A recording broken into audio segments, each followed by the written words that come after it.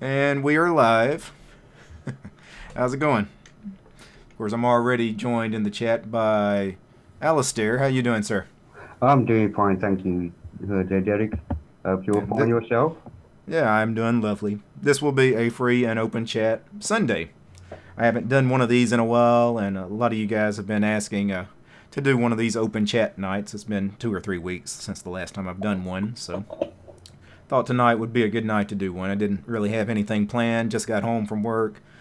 Got my beer for this evening tonight. I am trying Port Royal. Port Royal is made in Honduras. It is a Honduran beer, and it's actually quite good. Really impressed with it. So, and Dan Simmons is joining us. Dan, can you hear me? Yeah, I can hear you. Hang on, let me get my video started here. Okay, yeah. I'm sure the video is going to work out just fine. Audio's usually the problem, so as long as you got audio, you're good. Yeah, there we are. All right. And Kerwin, how you doing, sir? Can you hear us? Looks like Kerwin is... He doesn't have his headphones on yet.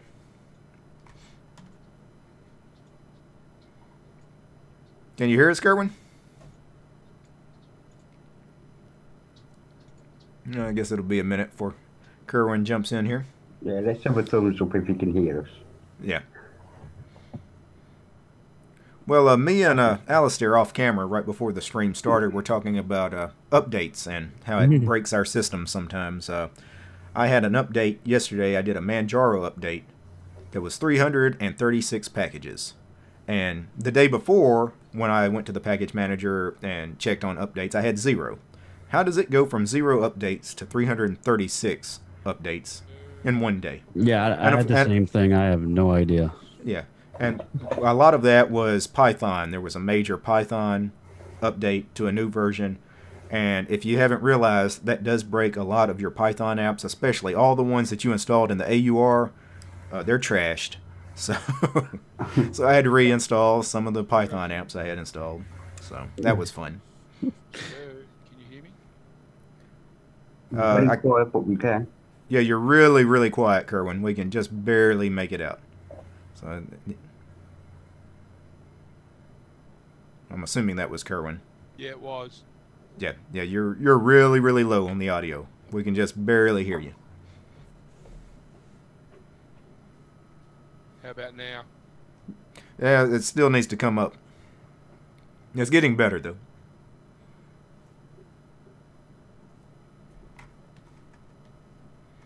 And I was checking out some of the chat here before the stream started. We had several people hanging out in the live chat, including Kerwin and Mr. GFY. Some of you guys were here like a half hour early discussing a variety of topics. Some of them might get me demonetized. Hopefully not. Yeah, one of you guys mentioned, we'll just chip in a few bucks for the stream if we get you demonetized.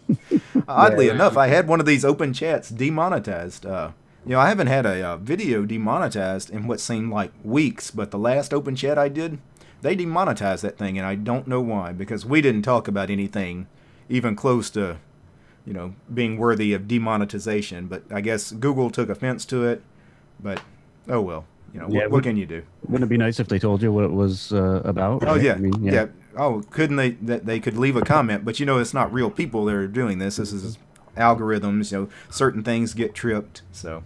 Well, I'm just hoping Toss doesn't get demonetized for my comment last night. That was just purely as a joke. Like, on which one? Huh? What comment? It was a comment over Netscape. I gotta be careful how I said that then, because I nearly said it on mic this time, but I actually typed it and it went up. Yeah, well, I mean, we never really, even, when we, goof off a little bit, we never come close to anything that really should be demonetized. I mean, think of some of the crap that's out on YouTube. Oh, yeah. Some of these people, yeah. We're not even in the same league as some of these people. And their videos are still up and running, their ads are running, so I don't know. Makes you wonder. Yeah, well, back in the day when I first started, every single video I made was demonetized. Every single one. For like the first 2 or 3 months I did my channel, every single one, you know, after I was able to monetize my videos, it seemed like the first 2 months, every single one was demonetized instantly as soon as I posted it. And I assumed that there was something like in the title or the show descriptions that were triggering YouTube. Maybe the only thing I could think of is they just don't like Linux, because that was what every single video is about, right? It's Linux. But I don't know. I don't know what was the problem back then, but it got better after they made their rules tighter and, you know, made the entry to their monetization program a little stiffer. Yeah, they probably improved their AI probably and stuff. Right. Well, they spent less time having to review a lot of these videos that were being demonetized, because a lot of them were no longer monetized anyway, because you had to meet this higher threshold now to get into the program. So it did help. I kind of find it ironic that if Google was demonetizing people for using Linux, that all their servers are running on Linux, YouTube runs on Linux. That would be strange, wouldn't it? Well, Google, yeah. Yeah, Google's all in on Linux. I mean, Google makes billions of Linux. There's like 1 billion Android devices activated every month now. I mean, it is crazy the amount of money that Google makes off of Linux. Yeah, and they Chromebooks. The Chromebooks are all Gen 2. Everything in-house at Google's headquarters. Their operating system was Ubuntu. Now it's Debian. Their own custom versions of those operating systems. Right. So, yeah. Testing Google. 1, 2. Can you guys hear me? Oh, that's quite a bit better now, Kerwin. Okay, cool. Yeah, if you could come up a little more, it'd be good, but now we can actually make you out. Yep. So. Okay. All right. I'm just screwing around with this Pulse Audio volume control. Oh, yeah. Yeah, that's a lot better. Yeah, crank it up, yeah. Crank it up. Yeah. No, but I cheated, actually. What I did was I got Audacity up and I recorded myself to make sure it was loud enough before coming onto the stream. Yeah. Yeah, Zoom's got its own auto whatever that messes things up too, yeah. Yeah, I turn up the automatic, the ALC in Zoom and other programs, because that's just... Yeah, if you're running it through that, what is the setting on Zoom that automatically mutes your mic depending on whether you're speaking or not, turn that off. Because that feature really messes up your audio quality. It sounds really bad. So. Yeah, it just causes clipping. Yeah. So what is everybody running now? Alistair, I know, of course, you're big into PC Linux OS. You have a variety of editions of PC Linux OS you run. Yeah, I'm running with Trinity. The other editions of PC Linux OS are running in a virtual box for just to test, actually, see what the others are doing. Yeah. Now, Trinity, I just was looking at the news earlier today. Trinity had a new release, new version release. Yes, they do. They're on 14.0.5. Yeah. They've done all the packages. I'm just waiting for the RPMs to be made, and then that'll hit my repos, and then I'll get to work making yet another ISO, which will take me about 4 or 5 days after they release, because the first time they release, they don't always get it right, and dependencies are aged and so on. So there's emails then back and forth between me and the packager. Yeah. And Alistair also created a great open box edition for PC Linux OS, because I actually have it installed on one of my drives, and I do love it. The only thing is I don't do like these live streams with it, is because I can't get OpenBox to use the NVENC encoder in that thing. Other than that, it is fantastic. PC Linux, I'm not sure what the problem. I'll have to look into that. It's something I missed. Well, I had to remove Linux Mint because I broke it. I was updating the kernels as they were coming out, and I was thinking, "Oh, what's this going to do?" Oh, oops, broke it. That's weird. Usually Mint wouldn't update, to the kernels. Was that something you did on your? I installed the Ubuntu kernel update utility. Oh, okay.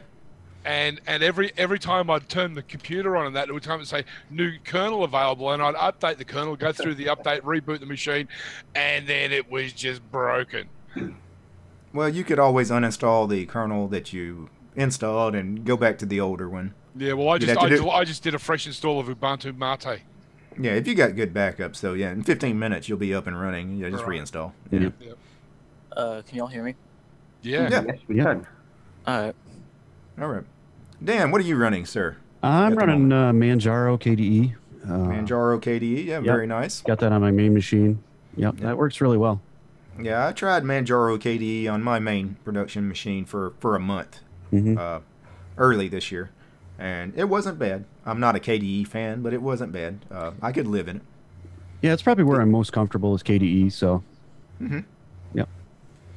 And you guys know I'm kind of more of a minimalist anyway, so it's kind of KDE is not minimal at all. No, not minimal. It's light on resources if you get it tuned, but yeah, it's not minimal. There's a lot of settings and whatnot, which is kind of fun for me. Right. And of course, Kerwin was on Mint, but we're not sure what he's on at the moment. I'm on Ubuntu Mate now. Ubuntu Mate, that's a good choice cool. too. Yeah. Can you hear me? Yeah, we can hear you, William. All right. I hear you, William. And Donnie. Sorry. Donnie, you good? Your audio working? Yeah, my audio is working. Okay, great. What are you running, sir? I'm running Debian testing. Debian testing. Yesterday I was asking you how to fix Compton. Compton, you were having a problem with the OpenBox. Yeah, the compositor, if you install Compton, you'll fix some of that screen tearing that happens with OpenBox if you don't run a compositor. So you're using Debian testing? How are you able to use it despite having a bunch of bugs in it? I don't find any bugs in it. It's working perfectly fine for me. I've tried and it broke when I ran an upgrade once. The whole system got trashed from doing an upgrade while running it on testing. Hey, William, be careful with the volume. You on your phone again? Yeah, I am. Yeah, you're kind of loud and kind of distorted, so sorry. Can you hear me? Yeah, everybody can hear you. Way too loud, though. Yeah. So it's going to be a problem. Because you really hurt people that listen to the stream on earbuds. It's painful for them to listen to. So you need to. And that was loud. Yeah. But Debian testing is not. I mean, yeah, I guess things can break, but it's not. It's got a few bugs. Yeah, but it's. I mean, Ubuntu bases off of Debian testing, not the LTS. The LTS is based on stable, but all the interim releases of Ubuntu, they're using Debian testing, and I wouldn't say Ubuntu's unstable. I've never had Ubuntu just. Is my voice sounding a bit better? Yeah, it's a little bit better. If you can come down a little bit more, that'd be great. Let me get back to my phone. Okay.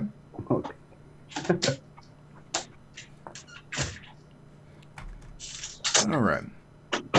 Am I a bit better now since I'm far from my phone? Yeah, that's a bit better. Thank you. Okay, then. Yeah. William, by the way, what are you running? I'm still on Windows still due to some issues. Okay, where's the ban button? Let me get Still on Windows. You've been on Windows since I've met you through this channel, William. You got to get back to Linux, sir. Of course, Distro too, of course. And we got a couple other folks joining us. Is it Drown Flying? Is that what name are we going with there? Sorry, it's Drone Flying. Sorry. Yeah. Okay, Drone Flying. Okay. Sorry about that. Hi there. How's it going? Good. And what operating system do you run, sir? I'm running MX17. Very cool. Nice operating system. Nice operating system. Now, is MX based on Debian testing, or did they use stable? Yep. Yeah, so there's a lot of really good distros that base on Debian testing. So. MX17 has a tool in it where you can do a backup of it, and then you can turn around and launch it on any laptop, computer you want, or desktop, whatever you want, ISO. It's pretty slick. You got to try it out. Okay. Yeah, basically you can run live from the USB, and it's persistent. Yep. Yep. Yeah. That's a really neat feature when you can get persistence on a live USB. Something that's not that easy to do, unfortunately, on a lot of Linux distros. I can actually do that, Mike. My biggest question for DistroTube right now is, so as far as I know, how do you use certain types of hardware that require drivers that are open source that may or may not work well? How do you use hardware? Yeah, I mean, well, give us a for instance here, because the example is just either using like either Wi-Fi or some kind of Bluetooth device that are having a hard time trying to get to work. Well, if it's an open source driver, chances are, like it's baked into the kernel, it should just work. The problem really is proprietary drivers, because if the company behind that chip doesn't make a proprietary driver specifically for Linux, then it's basically up to the community to try to reverse engineer something that may or may not work. It's really the proprietary driver. I've got an internal Wi-Fi card in my computer here, and it runs flawlessly. Yeah. Honestly, well, I got an external hard drive that's Western Digital, and the drive had a capacity meter light on the front of the device. It won't work in Linux, but it works in Windows. It will not show you the available capacity of the drive itself on the unit. Now, what's the problem with the drive? Like the Western Digital external hard drive has LED lights inside the enclosure that show you the drive capacity remaining. Okay. I've tried it in Windows, it shows the accurate amount, but in Linux it does not show anything except a solid light, like solid 4 LED lights. That's it. Well, I mean, if that requires... What's the file system on the external hard drive? It was formatted to, it formatted to the FAT32 NTFS. It's like that because it came like that already. But, and that type of format took a short window. Otherwise, I couldn't see it in Windows if we're trying to get files out of it. Maybe formatted to an ext4 partition. I actually did do that once before, but then again, that's how it seems to work like that. I'm sure that the only way I notice is that the file system for Linux is visible to Linux only, and not the other way around. Yeah, if it was ext4, it wouldn't be visible in Windows. Right. So I mean, if he goes extended 4, yeah, it might give him some problems in Windows, and he uses Windows, so he probably needs to stick with FAT32 or NTFS. I'm kind of stuck to that because most of my games are working better in Windows, not in Linux on Steam. Yeah, there's a lot of games that won't work in Linux for sure. That's why I get irritated when half my Steam games don't run well in Linux. They run fine. Well, did you see the new Threadripper, the new AMD Threadripper CPU from AMD? It outperformed any of the Intel i9 CPUs. Oh yeah, but we kind of knew it would. Yeah, AMD, the Threadrippers, they were already doing really good. Even like the 16 core was just a great chip. We knew the 32 core was just going to be the best thing on the market, and it's going to be probably at a cheaper price than, you know. Yeah, if I had the money, I would build myself a Threadripper computer tomorrow. Yes, and that 32 core Threadripper is only $1,800. So you guys just go at No big deal. Just send one over here, Derek. That'll be fine. And that's $1,800 US too. Yeah, so that's about $2,000 Australian. Yeah. Man, that's pocket change. Pull out your credit card, huh? Yeah, exactly. Yeah, I probably, the next machine, once I'm done with this one, I probably will do a Threadripper. Not the 32 core, that's just outrageously expensive, but I might do like the 10 or 12 core, you know, something like that. They're pretty reasonably priced. Yeah, AMD's really coming on strong. They're definitely they're pushing it hard. The last year for AMD has just been phenomenal. You couldn't have asked for a better year because they put out some really good products, and at the same time, Intel has just went down the toilet with all these vulnerabilities that have been found in all their CPUs. The stock prices, you know, one of them's going like this, and the other one's going. You know, really good year for AMD. Oh, I've used AMD since 486 DX4100. Yeah, I wish a year ago I would have bought as much AMD stock as I could. Yeah. Yeah. I can actually do that, mate. My biggest question for Distro right now is... Oh, hello. Okay. Feedback? That's feedback. That was strange, yeah. I guess somebody turned on the stream, yeah. Make sure you got the stream muted, and if you not wearing earbuds, it's best to wear earbuds. Otherwise, the audio from the stream will feed back into your mic. So, let me briefly share with you, guys, something I posted earlier. So I'm going to switch over to this view here in the browser. I posted this question under the community tab from my channel. What type of Linux user are you? And this was basically just having a bit of fun. Are you a Linux noob? Meaning, of course, you're new to Linux. Are you part of the anti-Windows club? Are you one of those people that just love to bash Microsoft any chance you get? Okay. Are you one of these pen testers or these elite hackers that, you know, if you run Kali or Parrot Security or any of that, you know, are you one of those kind of Linux users?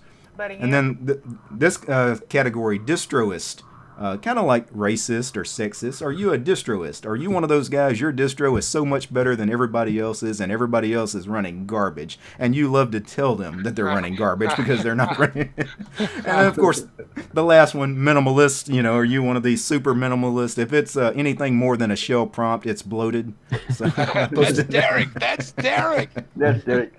Yep. How dare you use 120 megabytes of RAM? Yeah, I fit in a couple of those categories, actually. So. 16 gigs sitting on Hey, if board. I can get it down to 119, I'd totally do that. You know, but people do take it to extremes. I mean, I'm not extreme as far as minimalism. I've had people like tell me like installing something like Xterm on a system. I actually had somebody comment to me because I had Xterm running on one of my videos for the terminal emulator. They said Xterm was bloat. Oh So my why don't you God. install that? That's bloat. You don't need Xterm. Well, you wouldn't need that transparency thing, really. Right? It's bloat because you have to run an X server to run Xterm. That's what it is. That's what. Oh, that's what. Yeah, that's what it is. yeah. It requires the Xorg. It requires Xorg too. Yeah. How dare you have a CLI? Yeah, I fall probably somewhere in the middle there on a few of those. Why is it people like to have a testing version of Debian as much as a next stable version? I don't understand it. Well, Debian, the way they play this is they have Debian stable. You know, that's the release right now. It's frozen. You know, it's not updating anything. But then they have testing, which is basically a rolling release, but it's for testing things for the next stable release of Debian. Testing will eventually become Debian 10 Buster. Mm-hmm. And then, of course, you have Debian's unstable branch called SID, which is always rolling. There's never going to be a release of it. It's just a rolling release like Arch or Gentoo. So. Well, I don't think I can handle rolling release distributions. I've made it clear to Mark Yates that the fact that I don't think I can handle that after my last mishaps with it. Oops. Well, it seems like you've broken every Linux distro you've ever tried, William, so I probably would stick with the really stable stuff. Stick with Debian, stick with Ubuntu LTS, CentOS maybe, you know, things that you can install and run for 10 years. Somehow he'd break Debian. Yeah, No, not Debian stable, because nothing gets updated. Oops. Yeah. And the testing is really if you want newer software that you don't want to wait for stable to catch up, and that's exactly why I'm moving away. I was running testing for a good spell, and I depend upon KiCad, and when they finally released version 5, I went to testing, but I just can't. I like the stability of Debian, but I can't do the old software. Yeah, there's pros and cons to both. I actually, before I started doing this channel, you know, now I run rolling releases all the time, mainly because I need fresh packages. Some of the programs I review on the channel, I want to have the latest ones. But before doing this channel, I always stuck to things like Debian stable, Ubuntu LTS. You know, how are you able to handle rolling release distributions unlike me without any problem? I just fix the problems that crop up. They break, I just fix them. Yeah. Yeah. See, I broke mine this morning. Yeah. I I mean, you just. Yeah, we can hear you. In the 6 months, months that I ran testing, I never had an issue with it. Now I can see if people have problems with SID, because I mean you can see that stuff rolling in every night that's being introduced. I've had some SID installs that have I've had to reinstall because I broke them so bad that. So SID is a different kind of animal. Well, really. Sometimes you can't roll them back. Yeah. There's. because sometimes the updates are so big. Like if you wait too long and it's a few hundred packages, and then you reboot and all you get is a black screen. You have no idea what the problem was because there was so much stuff updated. I mean, where do you even start? You know, well, you just reinstall. Yeah, it reminds me of the old days when you did an update and you rebooted. You hoped you got X back, and right. If you had X, you were good. Yeah, and really, the only distro that gives me a problem with Xorg, honestly, is Gen 2 based distros. They tend to break Xorg more than anything for me. I've had several of those where I reboot and I no longer have X, and I don't know why. So, ADT. Yep. From in Toss's stream, the last time I saw you, I said that my computer was having a Wi-Fi issue. I finally fixed it. I put Peppermint 9 on the thing. It's actually the problem has been resolved. Okay. Yeah. So that's good. Sometimes distro hopping helps. And it could have been a driver, you know, something that Peppermint ships with that your previous distro didn't. Especially with Wi-Fi, some distros will not ship with non-free drivers by default, and some will. Mine does. Yeah. So I don't think mine does. So like, Production has non-free drivers in it. I'm pissed. Now, what was that, William? Seduction has non-free firmware in it. Seduction? Yes. Yes, yeah. They add by default. Debian doesn't, but Seduction adds some extra stuff to make it, you know, a little friendlier. Like the opposite of Debian. Yeah. Yeah. You can add them into Debian, but it takes. Debian has non-free repos. Yeah. Fedora is the same way. Fedora ships free software by default, but it has non-free repos. You just have to add them yourself. Yeah. Well, all I know is that, to my opinion, DistroTube is that I know that everyone's about for free software, but I mean, most proprietary software, I'm kind of glued between proprietary and free. But I mean, I've already tried to figure out that I love PC gaming, but most of the proprietary ones that were made on Steam, made to go on Steam for Linux, are just as broken than the Windows ones. Yeah, I'm not sure about that, William. I'm not much of a gamer, but I haven't had any problems with any of the Linux games on Steam. I've never same one not work. I think they just I've never had any problems either. I can run all my Linux games. I can run beautifully. Yeah, I mean, those games were designed to run on Linux. That's why they're Steam and OS and Linux. Yeah, so they should. When it comes to gaming, I either use Wine to operate a few Windows games. I either go to GOG and download games from there, or I use Steam for gaming. I use three types of ways to game on Linux. Hey, Ricky, your audio could be a little higher. I never knew how to use Wine like that. Donnie? Yep. The Wine, easiest way to use one is to use something like Play on Linux. It could do it for you. Yeah. Wine is really hit or miss. The way I described Wine on one of my videos one time is I think of it in thirds. A third of the stuff you install in Wine is going to work perfectly. A third of it is going to work, but it's going to be buggy as hell. It's going to be missing some features. And then a third of it just won't run at all. So Wine, absolutely correct, Alex. Yeah, so Wine is a real mixed bag. You're not going to be happy with it long term because most of Windows programs are not going to work 100% in it anyway. You would be better just to have Windows on a separate partition or in a VM and run your Windows programs in Windows where they're always going to work. So, is this any better? Yeah, that's much better, Ricky. Okay. So, I mean, you can play around with Wine, Donnie. I don't, discourage you from trying it out. If you've got one or two programs you need to run, see if they'll run in Wine. But if you've got several Windows-only programs that you need to run, chances are some of them aren't going to work for you at all. So you're probably going to end up having to use Windows anyway. Yeah, so basically Wine is a catch-22. It's either going to hit or it's going to miss. Yeah. All I'm gonna do is just play Call of Duty Black Ops 1. Call of Duty, yeah. And I actually do know that ran pretty well in wine. I remember they yeah, I remember I've seen on the HQ say it has bronze or silver, I think. Yeah, I think it was silver. Bronze, yeah. It was probably missing some stuff. Silver, when they give them the silver ratings over on the wine website, it's usually pretty good. And, it's usually just a couple of things that are not working. Yeah. Yeah. Bronze ratings, it's working, but, I mean, you can get it installed and play it, but there's probably stuff that's going to bug the crap out of you. Mm-hmm. I'm thinking of adding wine and configuring it for Kiwi OS. Yeah.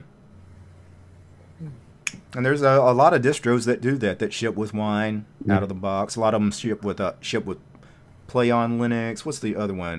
Wine Tricks. Crossover. Yeah. Yeah, and some of them, some of the games have snaps now that bundle wine and stuff right in. Yeah, because now we're doing all these containerized package formats like Snap and Flatpak. Flatpak's already said that they're going to start doing what they call wine packs, where they have these containers which can contain the wine wrapper and then the program that you're trying to run wine in. That way, Donnie was talking about he's not sure how to set up wine. You don't have to worry about it with these wine packs. It should all. Yeah.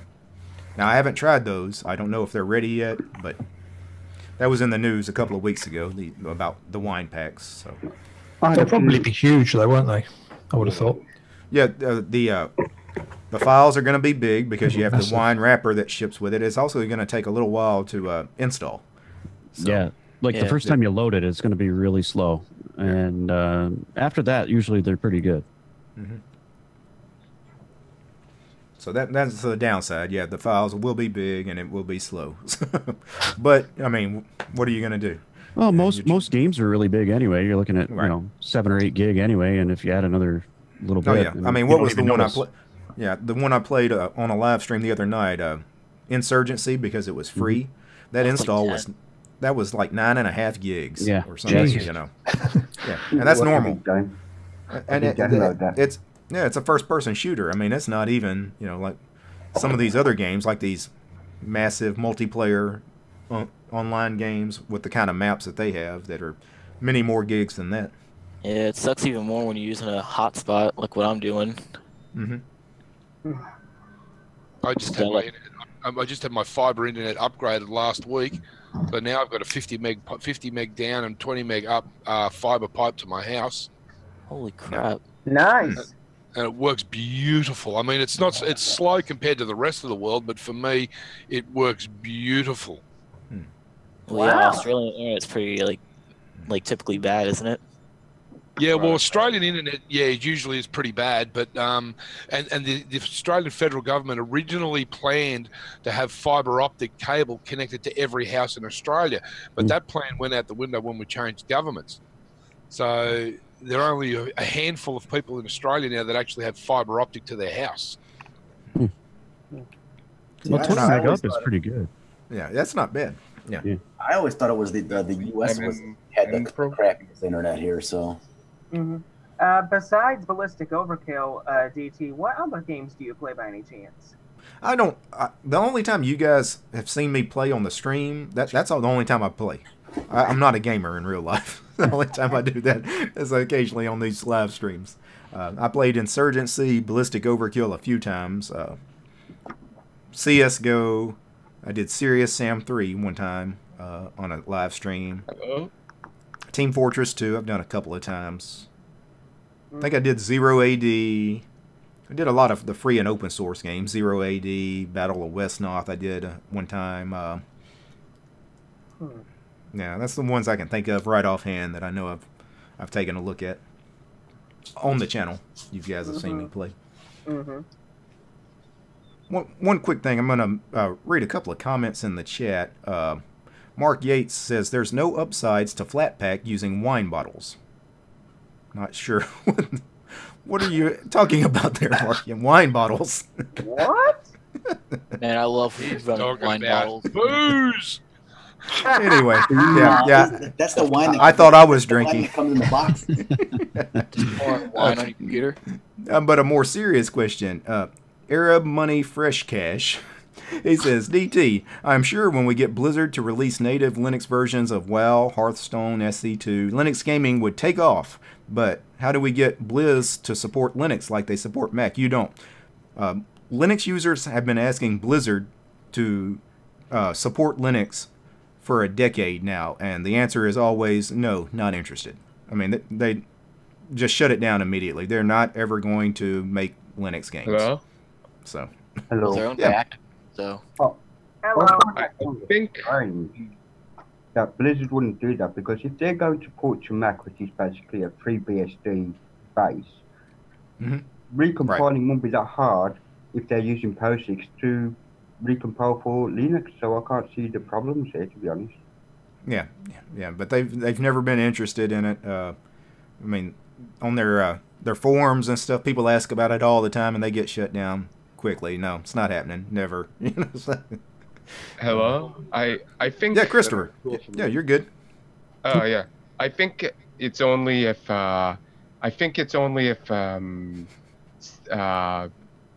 Steam and what's it, if they really get Linux gaming off, and there's they see a market. That's the only people that they'll get there in, because I think Steam and Valve, they're the people who really would like Linux gaming to get off, for the same reason that I think Google wanted Firefox and then Chrome to take off, is a way to declare independence from Microsoft, because right now they're stuck on Microsoft products and they're at their mercy. And let's be honest here. The reason Steam is supporting Linux, and I mean, we're glad they are, the reason they're supporting Linux though is because they wanted to get off the Microsoft Windows platform too, because Microsoft has their own store where they sell stuff. Steam wanted Steam OS. They wanted, And I think they're going to go with that again. I think they're gonna make it better. Yeah, I think so. Yeah, because that's really what a lot of people now are using their PCs for anyway, especially like the younger generation. It's all about the gaming. A lot of people do their normal day-to-day computing now on mobile devices. And the thing is, with all the controversy with Microsoft, it's not really surprising that all of these companies are jumping ship. And we've seen now Steam wants to offer other things in their Steam store other than games. They're going to start offering other programs. I know for a fact they're offering applications. Yeah. Yep. Wait, and then they're doing that. that's been in the works for a little while. They want to do that. They want to basically offer you more than games now. More of a proper app store, I guess. Well, isn't the market for games saturated online distribution-wise? In the sense it killed the regular retail. Yeah. Oh, well, somebody's got some noise going on. I think that might be Alistair. I think someone's vacuuming. Yeah, let me mute. All right. Yeah, that was Alistair. Something was going on. Woo. Yeah. All right. Holy crap. But yeah, Steam is also looking into. Wasn't it last night, Ricky, that you said Steam was looking to start doing like live streaming, like offering a Twitch kind of service to compete with Twitch? They've just launched it. Steam.tv. They literally just launched it. Yeah. Which makes sense because, I mean, all those guys over on Twitch that are streaming, all these live gaming streams, they're running all these Steam games. Why not Steam get into that? I mean, just offer. You're already on their platform anyway to game. Just let me hit a button and start streaming. Right. Yep. Next thing you know, Amazon's gonna make a program to rival YouTube. I think that's not as silly as it sounds either. I'm sure somebody's already in the works for it. Well, doesn't Amazon own Twitch? Yeah, they do. Yes. I was about to say that. Yeah. Mm-hmm. Yeah. Yeah, and I mean they've already got a platform, I guess, kind of for it. Yep. Obviously, it's not the same as YouTube, but right. There's no reason why it couldn't be. Well, right now, there's no real viable alternatives to YouTube. If there were, I wouldn't be on YouTube. Yeah, it'd be different. Yeah. I saw this video about how Pornhub is paying their uploaders more money than YouTube does. Yeah, that's not shocking. Google does not pay really anything as far as the AdSense revenue on a lot of their videos. The ad revenue is really, really low. And a lot of that is, according to Google, they don't make any money off YouTube. They actually lose money on YouTube. It is not a moneymaker for them. So it's not a profitable business for them, YouTube.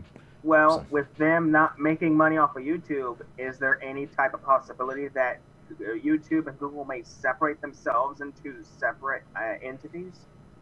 No, what Google would probably do if they wanted to, they could sell it. I think Maybe YouTube's sell gonna you. die off soon. Within like the next 5 years, it's going to be gone. No, there's no other place to go to. I mean, yeah, I mean they don't get any direct benefit from it, but I think it brings in enough other revenue through other sources, like like the you see the YouTube Red and stuff. And, right. Well, that's why they're offering the these other TV services and whatnot. Yeah. So the paid things are what's really they got you hooked on YouTube, so they can bring you into the other things. And that's what they're thinking is that they'll make more money with all these subscription-based services, and that might be better for the. That's what Linus from Linus Tech Tips is doing. They've started a site called Floatplane. And Floatplane is supposed to be a competitor to YouTube, but it's subscription based. So you, as a creator, go on there. You're monetized from the day you get on the Floatplane, and this is all Linus from Linus Tech Tips. He owns Floatplane. Oh, okay. Yeah, So- I haven't heard of that one. I'd have to check that out. Yeah. Situation with Google is worrying. With YouTube is worrying because it's almost like a social service. I mean, you go to YouTube Google really to is a look things up, but if you want to know how to do something, if you want to know, plumbing or gas fitting or whatever it might happens to be, you go onto YouTube and you find a video, and it could go back 10, 15 years. Right. YouTube is a great learning tool. Exactly. It is. It really is. And speaking of social services, I highly doubt Facebook is even going to last as long as it is going to be with all the court trouble it's having. Now, Facebook is a little different because the only reason people are on Facebook is because everybody's on Facebook. Yeah. The minute Facebook does something bad enough where people leave en masse, they'll just go somewhere else. Yeah, but to do that, you'd have to insult the majority of the people, and that's usually a lot of older people. And there's plenty of social media networks out there, right? I mean, if Facebook really did something horrible, people have other places to go. It's different with YouTube. Where are you going to go? That's YouTube. That's like YouTube. But I I mean, suppose the problem is people just don't care enough. Right. I mean, I know so many people on Facebook. You tell them about the information that Facebook holds on about you. People just don't care. They really couldn't care less. The only people that care are people like us guys. People in this chat, people that are geeky, nerdy. We love our computers. We love our technology. But other people don't care. They couldn't care less. I tell you, they don't see it as a big thing. If you told them, "Oh, you're paying way too much for something that you could have paid for cheaper," that's our version of that. Mm-hmm. Yeah. Yeah. Mm-hmm. Well, I'll tell you, the best move I ever made was going to Mastodon and leaving Twitter behind, because Mastodon has been fantastic. I can't believe how much better Mastodon really is as a platform than Twitter, and yet not as many people are using it. I think once the masses really know about it. I think I hate Twitter more than Facebook. Absolutely, and I'll tell you why. Because Twitter is nothing but a hate machine. Right. The way it is set up, it allows people to be complete jackasses to each other. That is how it's set up, and that's why Mastodon is better. Is because Mastodon, people retweet on Twitter, right? You retweet most of the time when you retweet something from somebody, you just cherry pick something from it, and then trash them. Add your own comment about it. You're basically, that's what it's used for the most time, but not in Mastodon. There's no retweet feature. Their retweet feature is called Boost. And when you boost somebody's post, you post the whole thing. You no longer get to cherry pick, and you can't comment on it. Yeah, see, keeps it in the same context. Right. Exactly. Yeah, you haven't modified it. I mean, how brilliant is that? you know. But Twitter, you know, they make all their money from all these people that spend all day, and I know people that do this, arguing politics and religion and whatnot, and you know, just the vile stuff that gets spewed over there. Yeah, perpetuating drama. Yeah, I am so glad I left that behind. Any place on the internet and people are fighting about politics and races and stuff like that. Yeah. And not that you can't do that on Mastodon, because Mastodon is it's federated and it's decentralized. You can make your own Mastodon server if you want, and you can set it up just like Twitter if you want. If you want to have all that kind of infighting and stuff going on, you can do that on your instance of Mastodon, but you can also set up Mastodon where you have to play nice to each other. And I'm on one of the instances where everybody has to be nice to each other. Yeah. And that's where I want to be. So the thing is, I mean, I left Twitter as well. I don't even care about Twitter anymore. All Twitter is to me is just a huge drama machine that just needs to die. Yeah, and somebody asked me in the chat, DT, Trump, question mark. So, yeah, Trump is on Twitter. Yeah, I left Trump on Twitter. Yeah. He's not on Mastodon. Haven't seen him over there yet. Yep. Yeah. One Mastodon account for like multiple of them, or what? So like I have the Mastodon technology account. Can I use that on social, right? Yeah, you can actually follow anybody on any Mastodon instance. All you need to know is their username and what instance they're on. Like half the people I follow, if I open up my Mastodon page right now, half the people I follow are not on Mastodon.technology. Yeah, I've got a bunch on others as well. I've got like Linux Rocks. I've got some other ones too. I mean, if I, you know, here's a little bit of my, but I mean, most of these folks that I'm following here in my home, you see, you know, their instance behind their username. Most of these folks are all over the place, you know. I just happen to see their post on the federated timeline. I like what they have to say, you know, their interests or Linux or tech, and, you know, I just follow them. So that's all. Switch to Linux is going live in 30 minutes. Very cool. Ooh, he's trying to compete with you, DT. Actually, no, because I didn't plan on being here but till about 9 anyway. I was going to do an hour and a half, so that works out for me. I'll lead into his show, actually. I'll help him out. I'll make sure I send everybody over there. So, yeah.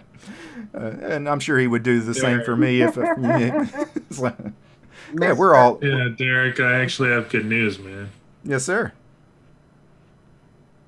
Ben? I helped Matt Moore update his Manjaro respin. Okay, very cool. Yeah, he's got it up on his SourceForge, GitLab, GitHub, those kinds of things, and we built it on my Dell laptop actually, and I was kind of curious if you wouldn't mind taking a look at it for us, if you don't mind, on your channel. Yeah, that's not a problem. Yeah, I'm actually going to a SourceForge right now to drop it in chat. Yeah, drop me a link and I'll start downloading it. I'll try to take a look at it sometime this week. Whenever you. What are you drinking? Don't mind. That's fine. Yeah. Sorry for interrupting. No, you're good. And of course, dropping the link in the chat. You know, I'm sure you know there's like 70-something people watching the stream. Some of these guys,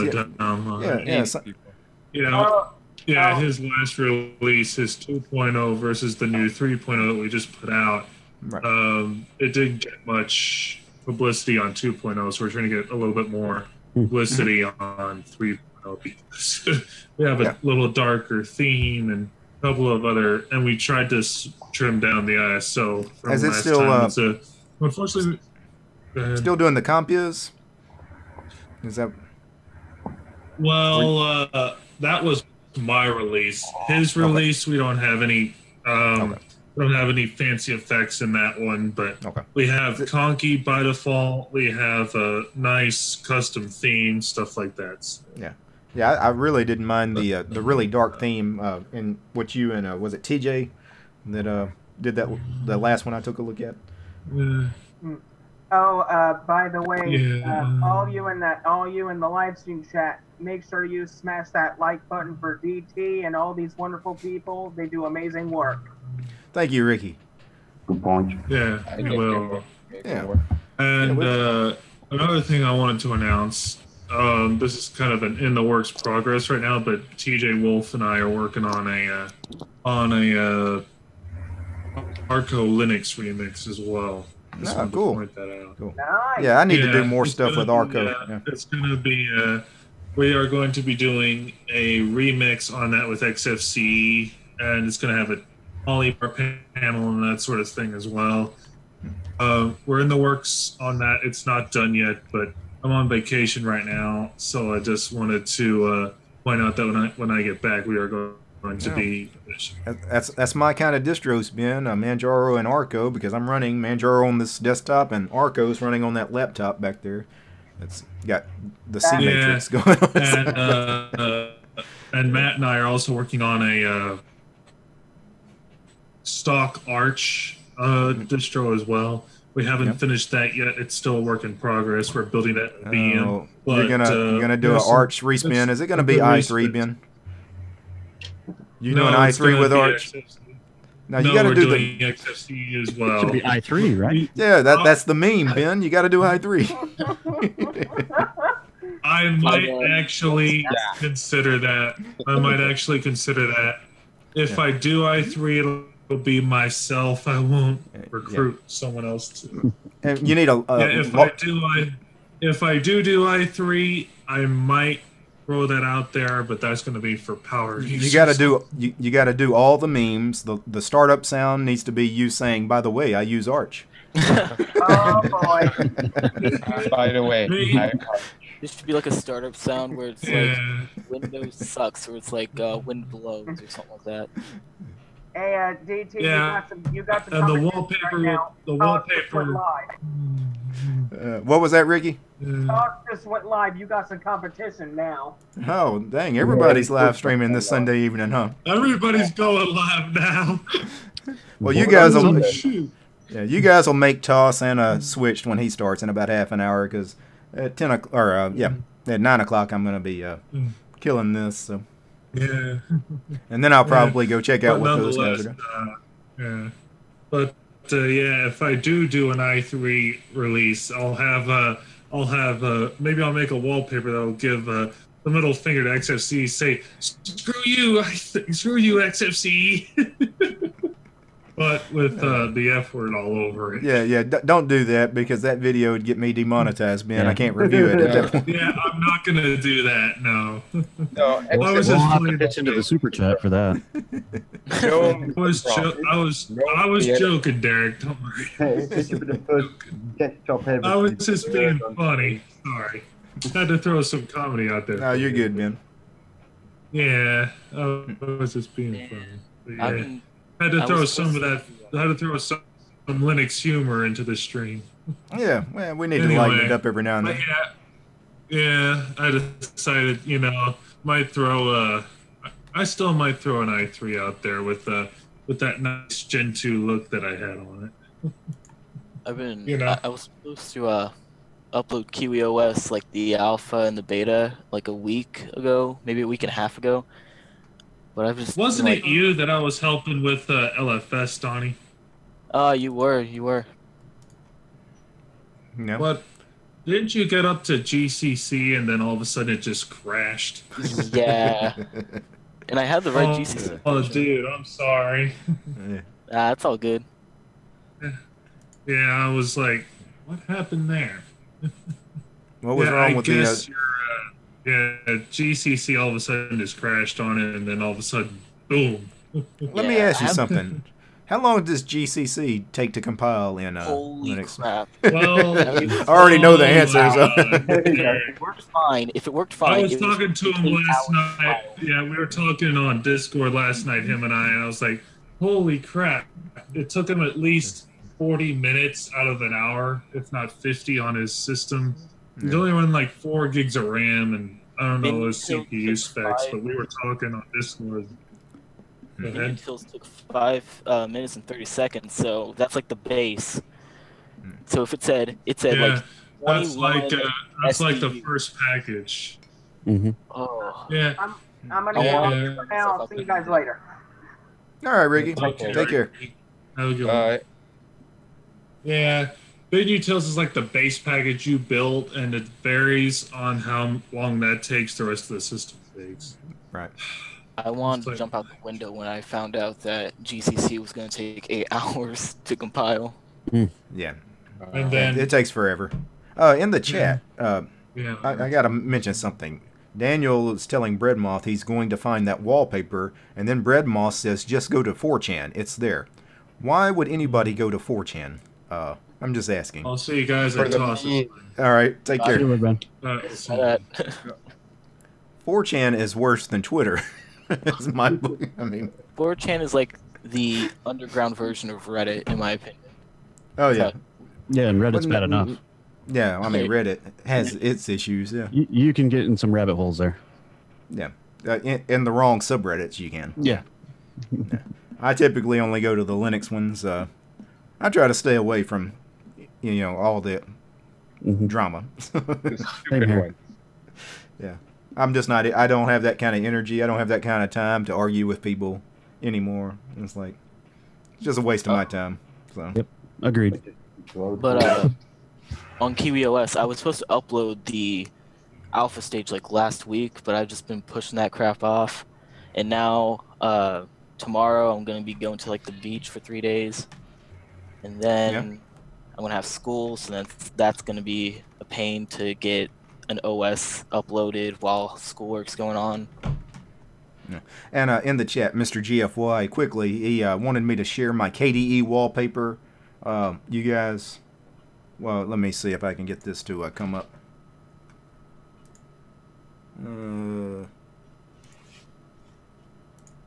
There we go.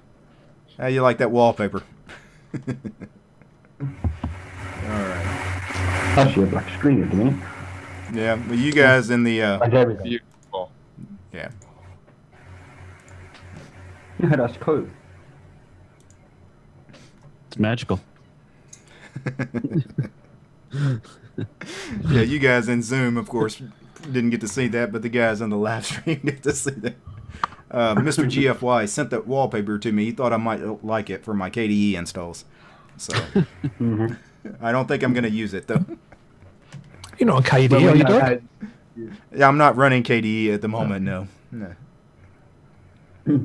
We know how much you like the Hannah Montana mix, so it kind of fits in. Well, yeah, and there is, a Pony OS. I couldn't get it to install. I actually was going to take a look at it a couple of weeks ago. Pulled it down. It would not install in a VM in VirtualBox. But there is a Pony OS, which is My Little Pony theme. It's kind of like Hannah. That sounds a bit dodgy. Can you put a link in the stream for that? Pony OS? Yeah, I can find that. Also, you guys also need to check out Debian, which is Debian, but themed with Justin Bieber. Yeah. No, not the Bieber. There's Rebecca Black, too, right? There's the link in the chat, and I will also show you guys that page right there. That's Pony OS. I'm surprised it's not a Kim Kardashian release. Let's see if I can find Debian. I was looking for it the other day.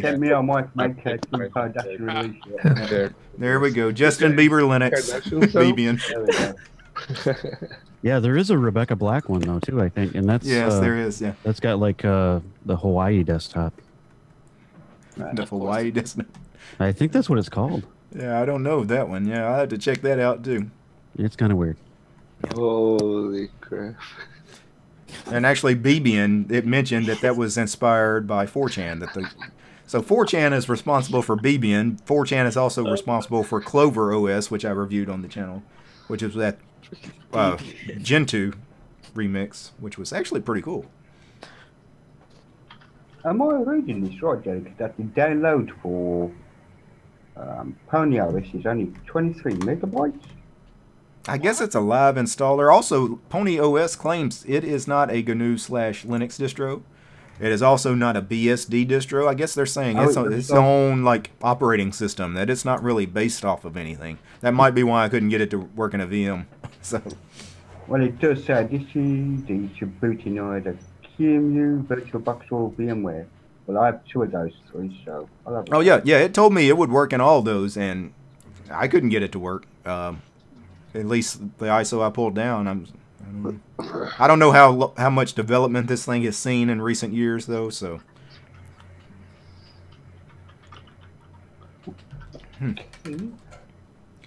yeah, Woo Young says, "How about compiling from source, Pony?"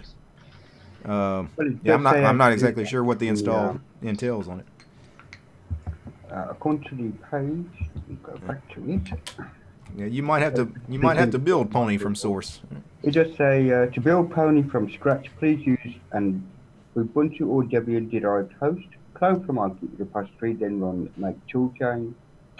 Note that we do not support building Pony OS from scratch, as this process may not work. Complete builds may take anywhere from 30 minutes to many hours, depending on your hardware. So that should be fun. So it's your typical Gen 2 install. You basically build everything from source. So.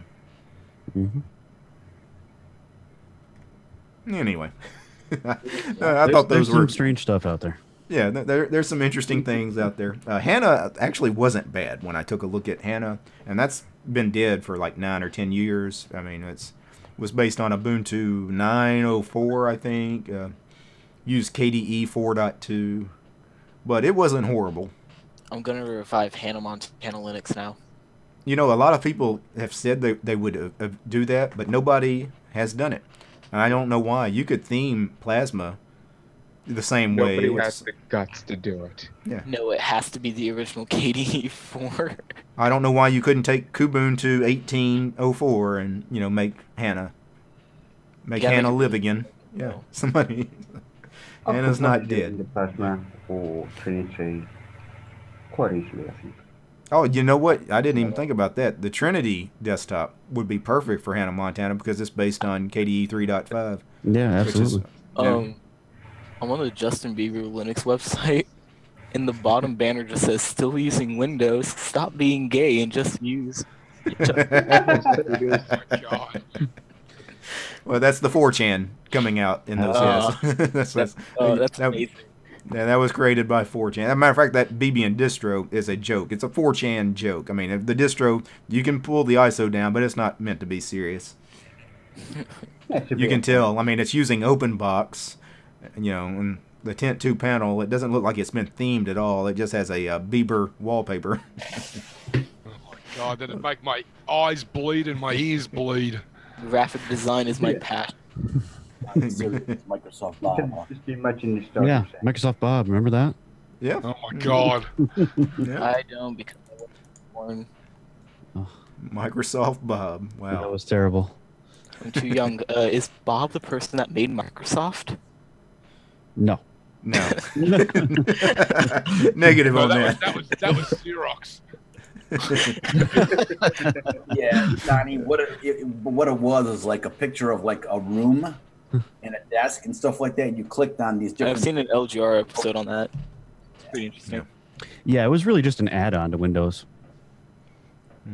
Yeah, add-on to Windows 3.1. Tried to make it usable for the masses. Yep. But it was horrible. Yeah. Microsoft's done a lot of horrible things over the years. Clippy. Why did they put Clippy in all those programs? You remember the little paper clip that tried to tell you what to do? Make computing fun. Yeah. And now Cortana. They try to help out novice users. I think that's why. Yeah. The thing that gets me about Cortana is that I didn't realize it was based off a Halo character, which just it feels so very cringy. Didn't Microsoft make Halo? Is that why they're doing that? Yeah, they did. That was like one of the first Xbox games. Yes. And they were I think the U.S. voice actress for that is the same one for the personal assistant / busybody. It actually is. Well, we got Cortana now, mixing it with Alexa, I believe. So aren't they sharing the same data and so on? So you ask me Alexa or Cortana stuff on the Echo Dot or whatever. You know, I've never used any of these things like Cortana and Siri and Alexa. I've never asked one of these girls, hey, you know, help me find, you know, the nearest pizza shop or anything like that. It's strange that people do that. Listen to you all the time. Yeah. I think the woman who voices Siri also voices like Cortana and all of them because they sound so familiar. Yeah, it may be all the same, just repackaged. It's all open source. We got to make it for Linux. But what's worse is, is the mic open all the time? On these programs, especially these small devices like what's the Echo Dot and all these little devices that are just listening all the time in your house. Yeah, I think Google Assistant is.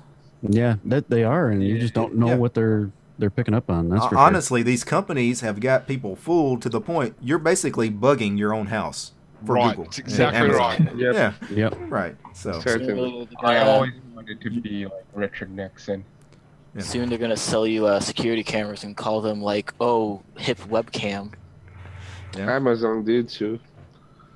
Well, we're all sitting here. Most of us are using webcams right now. I've got mine up in the meat. Yeah, we turned it on though. That's the thing. Yeah.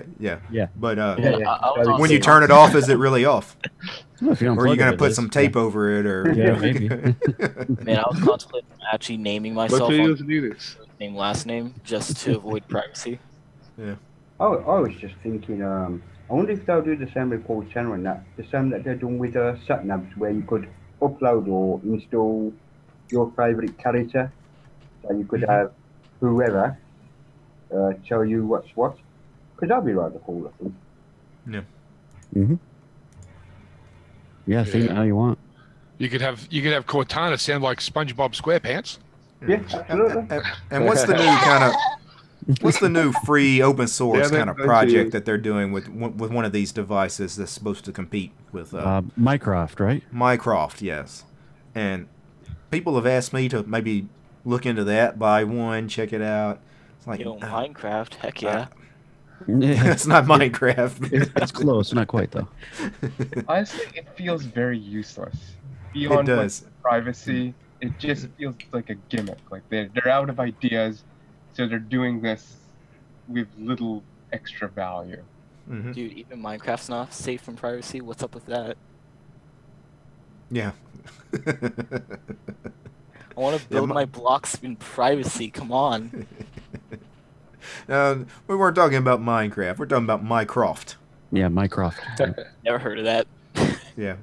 Check it out. They're building one of these devices that basically listens in on you. You can talk to it and ask it questions. And I think the thing about that is you can stand up your own instance, and it's basically confined. Yeah. Oh. Good in theory. I don't know. I have problems putting something like this in my house.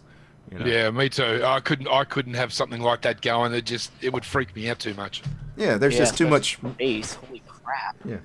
Too much room for error on something like that. You got an open microphone in your house all the time, But then you've got to wonder about the people that will go out and buy like half a dozen of these devices, put them right throughout their home. So no matter in the what kids' room they're in. rooms and everything. Yeah, exactly. Yeah. Mm-hmm. It's like, what? Are you nuts? You're giving the government a baby monitor, basically. Yeah. Basically, yeah. Pretty much, yeah. I have assistant security cameras here in my house, and I use a Raspberry Pi with Debian and a software called Motion. It's very cool one. Yeah. Yeah, Derek, when are you going to do some stuff with the Raspberry Pi you got? Yeah, I got the Raspberry Pi, and I put Raspbian on it. Yeah. One of the things that's really neat with the Raspberry Pi, let me show you this device I got the other day. Please. And I did not buy this device to use with the Raspberry Pi, but this is the Elgato Camlink. Mm-hmm. Oh, okay. It captures HDMI, an HDMI signal. And because the Raspberry Pi has an HDMI port, I don't know. I was just thinking about maybe using it to capture. Yeah. I don't know. I'm still trying to find a use for my Raspberry Pi. It's been like 2 years. Man, I got a Raspberry Pi in like this drawer, and I don't have any extra like SD cards or anything. But if I did, I'd totally make like a little retro system. I'm trying to build a Minecraft server for Raspberry Pi. They call the Java edition of Minecraft. Mm-hmm. Oh, But- they. Yeah, I did that too. I've tried it like my a dozen students. times, and I just cannot get it to work. I heard What I was thinking about doing with this cam link, because the Pi has an HDMI port. Well, I actually don't need. Yeah, I will need the Pi's HDMI port, but I can capture the HDMI signal from the Pi and put it in OBS on my main production machine. Right. If that makes sense. So I could actually show you guys everything I'm doing on the Pi without actually having a display hooked up to the Pi. Right. Right. So You can run it headless. this makes things really interesting. Now I don't have to worry about how I'm going to record what I'm doing in the Pi. Do I have to have, some video camera set up somewhere? No, I just capture that signal and it puts it right in OBS. It sees it as another webcam. How much did That's you a pay cool for way that to capture, defend your that virginity. capture device, Derek? This cost me $130 or $140 US. Around 150. That's not bad though. Yeah, it's not bad because a capture card is going to cost you $400. So this thing, you plug it into a USB 3 port, and then the HDMI plugs into the back of that little dongle. Okay. So Here in Brazil, hardware like that costs almost $2,000 US. Oh wow. What? Yes. The government Brazil for you. taxes very well in every electronic product that we have to import, and Wow. then every electronics that came from US or China, we have this big tax, and we're all fucked. Brazil sucks. Yeah, that's crazy. Now, and I bought the cam link here originally to capture HDMI cameras, DSLR cameras that have a HDMI output. Is to get a better camera other than my webcam. So that's what I bought the cam link for. But it just hit me the other day. Well, there's a HDMI port in my Pi, so that I can. It does help me recording the Pi, whatever I decide to do on it. Yep. Good idea. Yeah, there's becoming a lot more distros available for the Pi. That's for sure. Yeah. They're aiming it towards the ARM stuff. Right. I mean, I know everybody puts Debian and Arch. I mean, that's I guess the two most popular, Linux distros for the Pi. Well, I've got a Raspberry Pi 2 that doesn't have onboard Wi-Fi or Bluetooth, but I've got a little Wi-Fi dongle in it, and I've got a battery pack for it, and I'm running Kali Linux on it. So I can go out on my little electric granny scooter out into the neighborhood, and I can scan for Wi-Fi signals, and I can crack them. I have here. That's I'm making one of these. I'm making one of these to Wi-Fi. Yeah. Yes. So I put in my backpack, and then I will go. And if you connect in my internet, free internet, I put. Then I speak all the data just for my students, But Yeah, very good cool. idea. With Good Raspberry Pi too. Yeah. I want to mention something. One of the guys in the chat asked a question a couple of minutes ago. If you're still running Ubuntu 14.04, would you advise people to upgrade to 16.04 or 18.04? Yes, that thing is 4 years old now. Definitely upgrade. Yeah. At least 16.04. It's getting supported in less than a year. Yeah, because 14.04, I mean, that kernel is so old. There's stuff that's not supported. Newer hardware that you really need to be. Yeah, 16.04 at least, but just go ahead and put 18.04 on your machine. There's no reason not to. So, anyway, I just wanted to throw that out there. So, no, it's always important to upgrade. As far as the Raspberry Pi, I don't know what I want to do with the Pi. I don't know. I'm up for suggestions on that. I really, I need a project for it though. Right now, I've just run desktop apps. what was that? Students are working in a science fair. I don't know if is that the name. And then we are creating a anti-robbery backpack with a pack of ink inside. And then if you steal the money or you steal the pack and run, you lost the connection with Raspberry Pi inside. And then the blade cut the ink and then mess with all the money inside. And then you can chase this money and you can find the robber. Like an ink bomb. Like an ink bomb. It's like an exploding ink tag or something. Yes. Yeah. But with a blade, we don't need because it's forbidden It's forbidden in the fair. What about setting up a NAS, Derek? You could set. I actually thought about doing that. Do a NAS with the Pi. The problem with a NAS is that the Wi-Fi connection, the Ethernet and the USB is shared, so you're not going to get great. Yeah, that's right. It is. So, yeah. So it might. Shared. Yeah. Oh. So this. You could probably make a media center out of it. My I uncle thought about that. Yeah. He gave me the Raspberry Pi that I have now, and all you do is just plug up an external hard drive, and it can run 720p pretty fine. Yeah. I wanted to do that. RetroArch too. I just found that my TV is so old. It's like an old. It doesn't even have the free prong thing. It's old coaxial, so I can't really use it with that. Yeah, Mr. GFY says, DT, contribute and run a mirror. Can you really use a Raspberry Pi as a mirror? I don't see why you couldn't. Yeah. I think you could. Yeah. The only thing you'd have to do would be port forward on your router, because I mean it needs to be accessible from from outside your home. Yeah. Yep. So, but then that would then tax your bandwidth. I mean, if you're just trying to, if you're not even doing a video, your bandwidth is going to go. Yeah. I couldn't do that because you're right. I could never live stream again. Right. Yeah. Unless you like shut down your mirror for the time you're live streaming. Yeah, but you couldn't do that. Or start paying $2,000 a month for commercial internet. Yeah. And the last thing you want to do is port forward your Raspberry Pi and let external people into your network. That's the last thing you want to do. Yeah. Anyway, some good suggestions. But yeah, I'm gonna definitely do some Raspberry Pi stuff on the channel. So cool. Anyway, I do need to shut it down for this evening. Toss has been streaming for a few minutes.